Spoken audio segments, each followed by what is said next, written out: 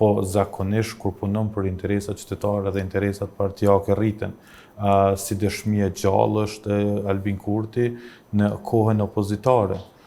Si opozitar, zoti Kurti ka punu për interesat qytetare, një farforme ka mbrojt disa kauzat të cilat kanë qenë në dëm të vendit në atë kohë.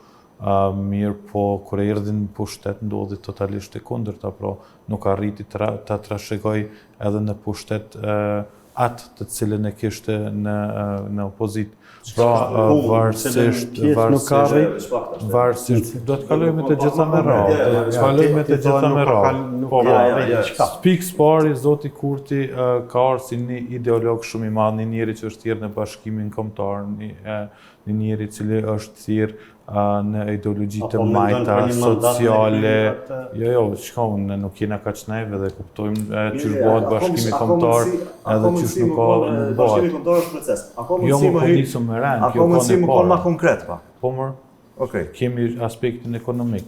Kemi pas për shembull premtime gjatë kohës zoti Kurti ka qenë në opozit duke premtuar që çmimet, kostot për qytetarët do të jenë ndoshta më të lira se sa ishin atë kohë, sot i kemi shumë më të shtrejta.